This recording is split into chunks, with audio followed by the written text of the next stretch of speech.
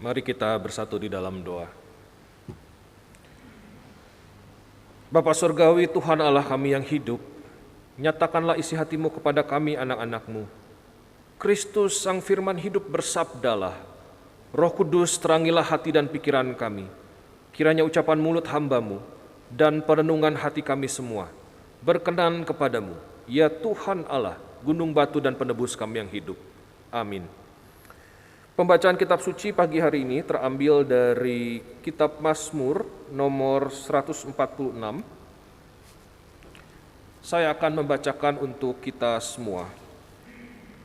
Saya mengundang Bapak Ibu Saudara untuk berdiri. Mazmur 146, dengarkanlah firman Tuhan. Haleluya, pujilah Tuhan hai jiwaku.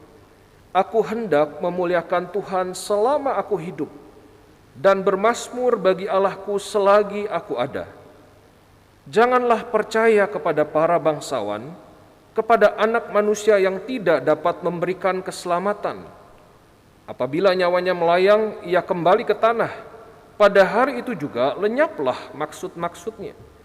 Berbahagialah orang yang mempunyai Allah Yakub sebagai penolong, yang harapannya pada Tuhan Allahnya.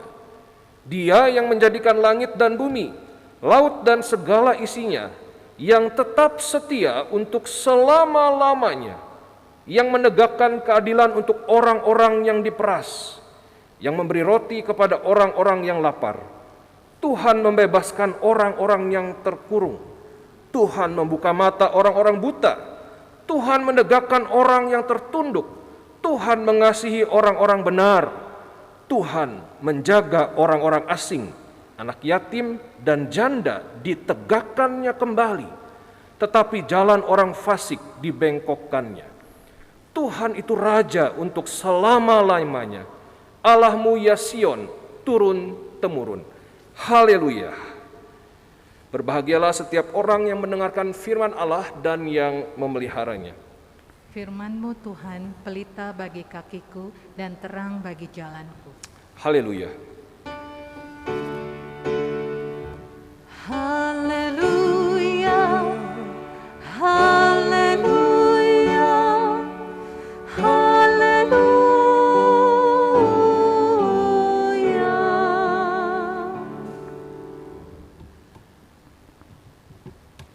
Shalom Bapak Ibu Saudara sekalian. Apa kabarnya? Puji Tuhan.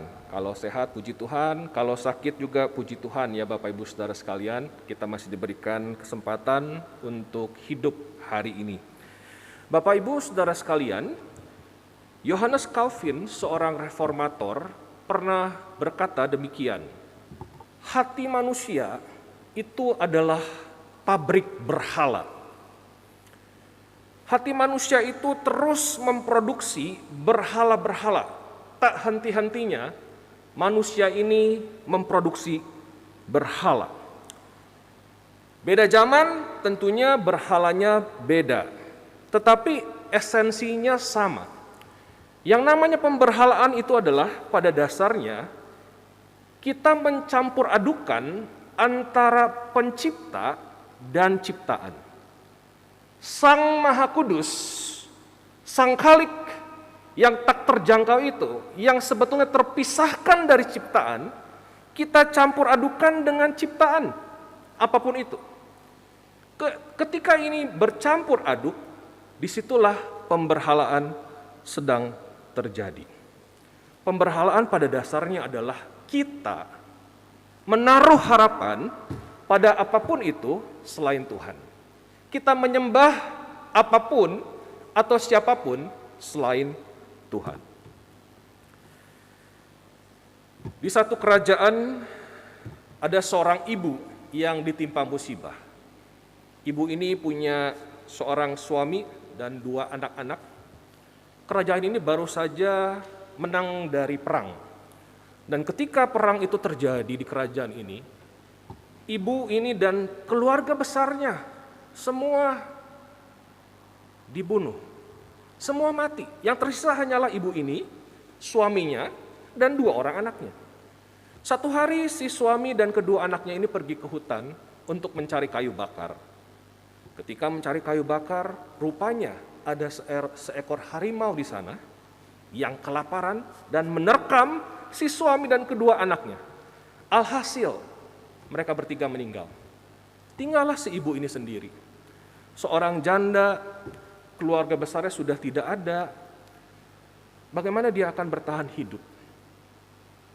Syukur, ternyata Bapak Ibu Saudara sekalian, raja itu merayakan ulang tahun, dan di hari ulang tahunnya, raja ini memberikan bantuan kepada orang-orang yang paling membutuhkan di kerajaan itu. Dan salah satunya adalah si ibu ini. Si ibu ini yang sudah berhari-hari berduka dan berhari memikirkan bagaimana aku bisa survive tanpa suami dan anak-anakku, aku sendirian, tidak ada keluarga besarku. Tetapi syukur, ada raja yang berbaik hati dan memberikan bantuan kepadaku. Hari itu tibalah sang kurir membawa begitu banyak bantuan untuk si ibu janda ini. Ketika si kurir itu datang, janda itu langsung keluar rumah lalu tersungkur di kaki kurir itu. Dia sampai ciumin itu kaki. Si kurir dia bilang, terima kasih Pak, terima kasih. Kalau nggak ada Bapak, gimana saya bisa survive? Gimana saya bisa tetap hidup? Suami saya nggak ada, anak-anak saya udah nggak ada, keluarga besar saya udah nggak ada, saya tinggal sebatang kara. Terima kasih Pak, kalau nggak ada Bapak, saya nggak akan mungkin bisa hidup. Lalu si kurir itu bilang, Bu, saya mah cuma kurir. Saya mah nganterin barang, ini yang ngasih bukan saya Bu. Tapi yang ngasih adalah raja, bukan saya. Iya, saya tahu raja yang ngasih, tapi kalau nggak ada Bapak, kan Bapak yang nganter ke sini. Kalau nggak ada Bapak, nggak akan bisa sampai di bantuan. Bapak Ibu Saudara sekalian, benarkah ucapan si ibu? Kalau tidak ada si kurir ini, bantuan itu tidak akan sampai. Tentu kita tahu niat dia adalah berterima kasih kepada sang kurir. Tapi tidak betul. Kalau tidak ada kurir ini, sang raja akan dengan mudah meminta kurir yang lain untuk mengantarkan barang itu, bukan? Kalau tidak ada kurir ini, bantuan itu akan tetap sampai kepada si janda melalui orang lain. Raja tinggal memanggil orang lain. Keliru yang dibilang si ibu ini. Nah, Bapak Ibu Saudara sekalian, pemazmur di Mazmur 146 bahkan mengajak kita untuk masuk lebih dalam lagi. Di dalam kisah yang tadi Bapak Ibu Saudara, kalaupun tidak ada kurir, raja bisa suruh orang lain, tetapi pemazmur mengajak kita masuk lebih dalam lagi. Kalau tidak ada raja pun, maka janda itu akan tetap dipelihara oleh Tuhan.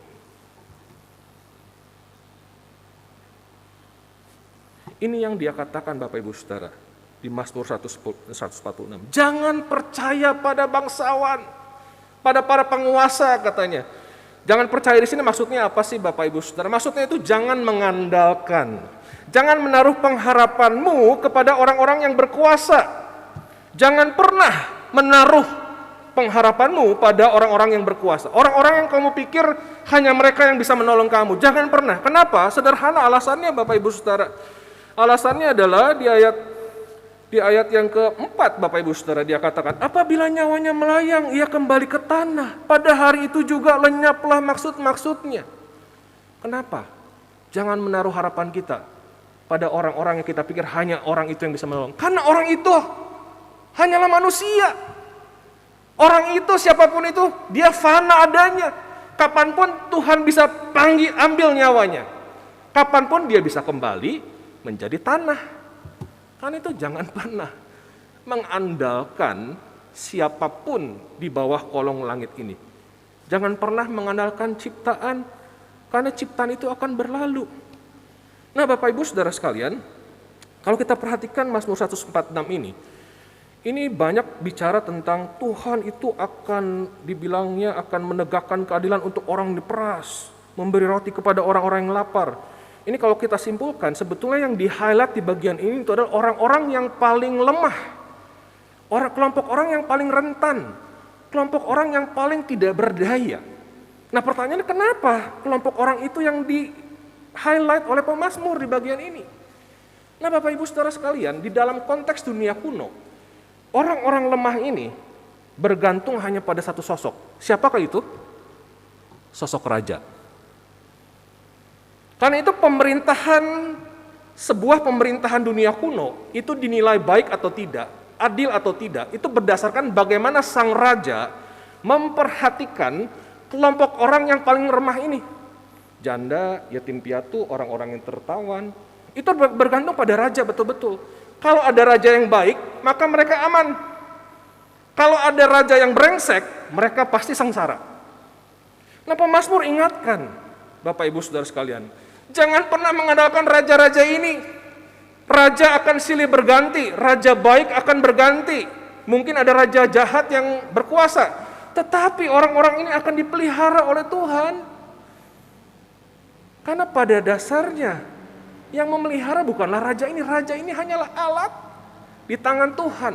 Jangan mencampur adukan alat dengan Tuhan.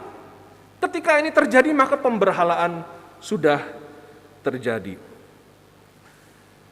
Penguasa akan berlalu, orang-orang yang punya kuasa akan berlalu, tetapi Tuhan takkan pernah berlalu. Pemazmur menegaskan, Bapak Ibu Saudara, bahwa Tuhan itu bukan cuma bukan menciptakan langit dan bumi saja, Dia menjadikan langit dan bumi, laut dan segala isinya, tapi Tuhan juga memelihara ciptaannya.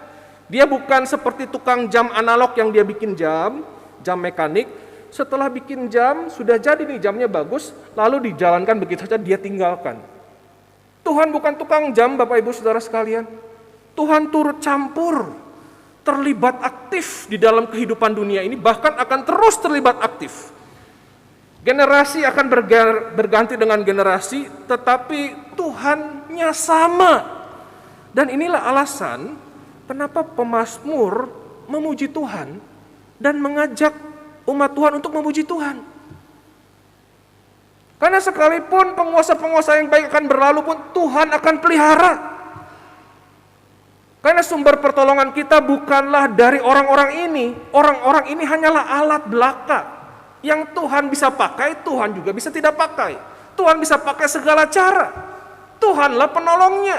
Dialah the first cause. Nah, Bapak Ibu Saudara sekalian, hari ini kita memasuki bulan keluarga. Karena itu saya mengajak kita semua untuk merenungkan, merefleksikan Mazmur ini di dalam konteks keluarga. Ada dua hal yang ingin kita renungkan, Bapak Ibu Saudara. Yang pertama adalah di dalam situasi sulit yang keluarga-keluarga kita hadapi saat ini, Bapak Ibu Saudara. Kesulitannya mungkin bisa macam-macam. Ada mungkin pernikahan yang retak, ada mungkin masalah ekonomi, dan lain-lain. Ingat Bapak Ibu Saudara, Tuhan itu pasti tolong kita. Tuhan pasti tolong dengan cara-caranya yang ajaib.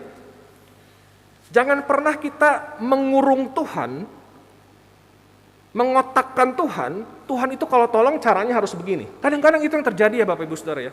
Kita berdoa minta Tuhan tolong.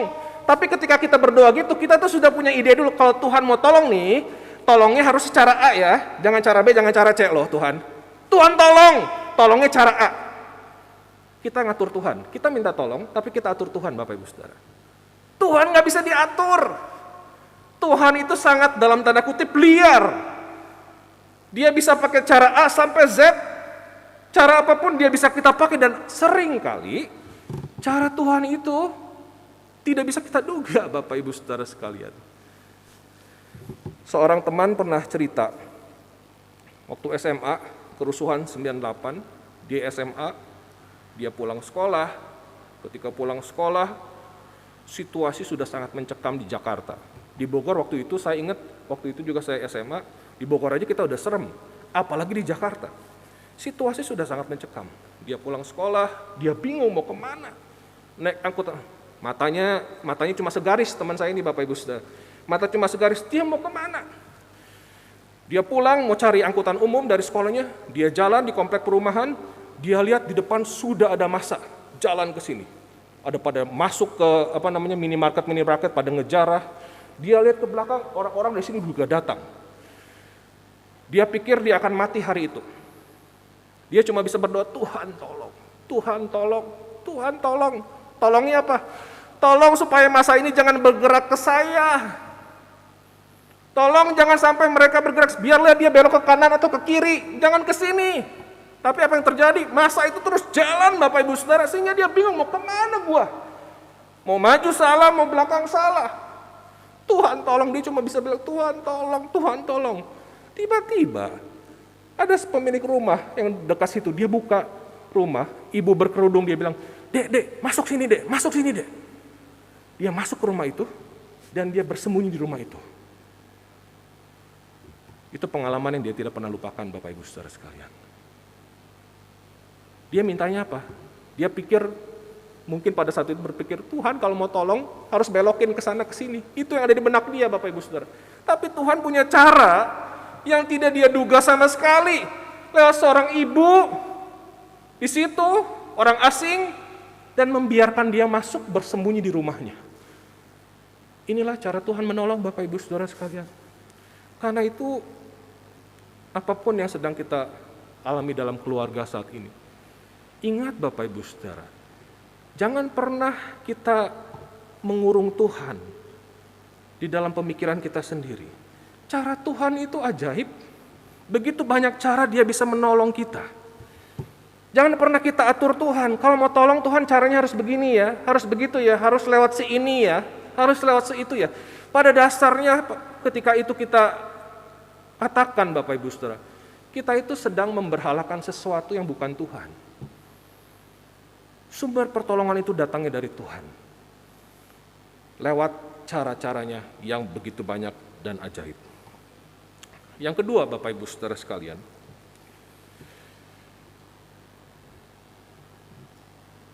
kalau Bapak Ibu Saudara sedang beribadah bersama dengan keluarga saat ini, coba tatap anggota keluarga Bapak Ibu Saudara. Entah itu bersama suami, bersama istri, anak-anak, opa, oma, atau cucu, coba lihat, tatap matanya. Ketika lihat, ingat Bapak Ibu Saudara, orang yang ada di hadapan Bapak Ibu Saudara, entah itu suami, istri, anak-anak, papa mama, opa oma, siapapun itu, mereka itu fana adanya. Mereka tidak akan selama-lamanya ada bersama-sama dengan kita. Ada waktunya mereka dipanggil pulang, mereka kembali menjadi debu, sama seperti kita, juga demikian. Kita tidak akan selama-lamanya ada untuk mereka. Karena itu Bapak Ibu Saudara, jangan pernah kita itu memberhalakan anggota keluarga kita. Wah, maksudnya gimana memberhalakan anggota keluarga? Nah Bapak Ibu Saudara, seperti saya sudah jelaskan di awal tadi, pemberhalaan itu pada dasarnya adalah ketika kita mencampur adukan antara Tuhan dengan ciptaan. Ketika itu sudah bercampur aduk, maka disitulah pemberhalaan telah terjadi. Bagaimana pemberhalaan di dalam keluarga bisa terjadi? Kalau ketika misalnya orang tua yang sudah lanjut usia, lalu mungkin anak-anak membiayai hidup, lalu kita berpikir, aduh bagaimana mungkin aku bisa hidup kalau nggak ada anak-anakku? Gimana aku bisa survive kalau nggak ada anak-anakku? Bapak Ibu, kalau anak-anak Bapak Ibu tidak ada, Tuhan akan pelihara dengan cara lain. Syukur ya kalau anak-anak masih menolong, bersyukur betul. Tetapi jangan pernah memberhalakan itu. Itu adalah hanya salah satu cara yang Tuhan bisa pakai untuk memelihara kita, menolong kita. Demikian juga suami, istri, mungkin berpikir, aduh gimana aku bisa hidup tanpa suamiku, tanpa istriku. Anak-anak berpikir bagaimana aku bisa hidup tanpa papa mama. Bapak Ibu Saudara sekalian, pertanyaan how can I live without you? Bagaimana aku bisa hidup tanpamu? Itu hanya patut kita lontarkan kepada Tuhan.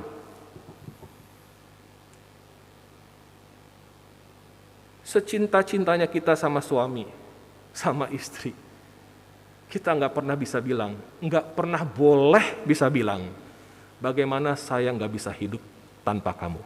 Nggak bisa Bapak Ibu. Ketika itu kita katakan, kita sudah memberhalakan anggota keluarga. Anggota keluarga itu titipan Tuhan, Bapak Ibu Saudara. Pemazmur ingatkan, penguasa akan berlalu. Kamu pikir cuma penguasa ini yang bisa memelihara janda-janda, anak miskin, orang-orang yang terlantar, cuma penguasa raja ini? Tidak. Raja ini sekalipun raja ini berlalu, Tuhan akan pelihara mereka. Karena raja ini hanya alat. Kalau ada raja yang baik, bersyukurlah. Tetapi jangan berhalakan. Karena itu hanyalah alat. Jangan jadikan alat itu menjadi Tuhan dalam hidupmu. Demikian juga di tengah keluarga kita, Bapak Ibu Saudara. Mari kita lihat anggota keluarga kita dengan perspektif yang benar. Mereka Tuhan hadirkan di tengah-tengah kita, titipan Tuhan. Dan alat Tuhan juga untuk apa? Memelihara kita, menolong kita. Tetapi mereka bukan Tuhan. Jangan campur adukan mereka dengan Tuhan, Bapak Ibu Saudara sekalian. Sekalipun anggota keluarga kita mungkin meninggalkan kita, dalam arti dipanggil pulang satu persatu, dan kita tinggal sendirian. Bapak Ibu Saudara, Tuhan pasti pelihara. Tuhan yang kita kenal di dalam diri Yesus Kristus itu sudah memberikan segalanya kepada kita. Anggota keluarga kita itu fana dan akan berlalu. Hanya Tuhan yang kekal dan setia adanya sampai penghujung hidup kita. Karena itu Bapak Ibu Saudara, jangan pernah meninggalkan Tuhan demi anggota keluarga. Karena anggota keluarga itu akan meninggalkan kita satu persatu. Hanya Tuhan yang tidak akan pernah meninggalkan kita. Jangan pernah meninggalkan Tuhan demi apa? Oh, karena orang tua sakit, anak sakit, gue pergi ke dukun, gue pergi ke sini. Demi apa? Demi kesembuhan anak. Karena apa? Anak adalah segala-galanya, orang tua adalah segala-galanya, suami istri adalah segala-galanya. Ketika kita bilang suami, istri, anak-anak, orang tua adalah segala-galanya, disitulah pemberhalaan sedang terjadi. Dan ini tidak boleh terjadi, Bapak Ibu Saudara sekalian. Sumber pertolongan kita yang sejati adalah Tuhan. Yes, Tuhan bisa pakai siapapun, termasuk anggota keluarga kita. Betul, amin, syukurilah itu. Tapi ingat, Dia bukan segala-galanya. Tuhanlah segala-galanya. Karena Tuhanlah yang sudah memberikan segala-galanya kepada kita. Kehidupan, keselamatannya. Di kayu salib 2000 tahun yang lalu, termasuk anggota keluarga kita diberikan kepada kita. Mari Bapak Ibu Saudara sekalian, saya mengajak kita untuk memasuki bulan keluarga ini dengan mengingat kebenaran ini, bahwa di dalam keluarga kita, Tuhanlah pertolongan yang sejati. Syukurilah anggota-anggota keluarga kita yang masih ada di sekitar kita, untuk menopang kita, untuk menolong kita menjalani kehidupan ini. Syukurilah, bersyukurlah, dan berterima kasihlah kepada mereka.